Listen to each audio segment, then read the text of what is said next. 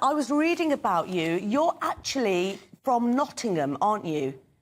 That's correct, yeah. So how come you're in Turkey? Can you tell us your story? What got you out there? Yeah, I've been to Gaziantep a million times. I'm a humanitarian aid worker. I've worked for many organizations that support Syria. And on this occasion, I was there to train my team in Gaziantep. And the plan was this week to enter Syria to visit our projects on the ground. But of course, unfortunately, that didn't happen this time around. When the earthquakes happened? Sorry, I missed that. Where were you, Lena, when the earthquakes happened?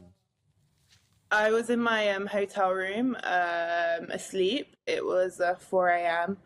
I woke up to the noises in the hotel shaking. I thought it was bombing at the start. I jumped to take cover under a table. It took a good, they were saying it was about a 40-second earthquake, but it felt more like 10 minutes. We thought, honestly, it was never going to end. It felt like the whole hotel moved from its place. Once it was over, I tried to find my phone because everything had moved out of place. And I called my dad, who also resides in Gaziantep, and he told me it was an earthquake and to find my passport and leave. But Lena, you must really wonder, and I must be very thankful that you're in a tower block, you're in a building that stays intact, and yet so many other buildings just collapse like a deck of cards. Honestly, I still can't believe I'm alive. I keep thinking about it and how lucky and fortunate I am. I mean, until I left, even till that moment, we were seeing buildings collapse, and I was there for a good few days.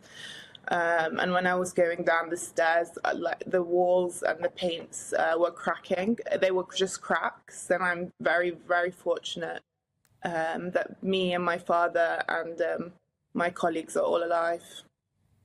Well, you are also getting involved with trying to get people out of the rubble. I mean, can you tell us about what your working day is like, and also what have you seen? Yeah, I haven't been involved with getting people out of rubble myself, but our teams on the ground have been supporting the White Helmets in giving them funds for new parts for machine and fuel. What we're seeing is absolutely crazy. I mean, I haven't tracked yet this morning, but until last night, they were still rescuing people both in Syria and Turkey. Yeah.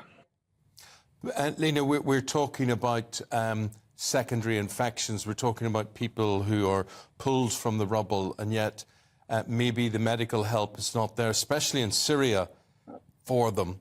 How bad is the situation? How bad is being able to actually cope for the amount of people? We hear about the amount of people dead. What about the amount of people injured and caring for them? I presume the whole system is just overwhelmed. Absolutely. The numbers keep going up and up. We can't keep up with the numbers. I mean, Syria's come out of 12 years of war. Everything they get, whether it's COVID, war or cholera, they're getting hit with it the most.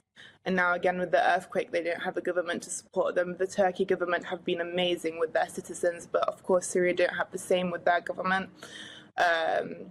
It's been really hard to get aid in and out of Syria, into Syria, sorry.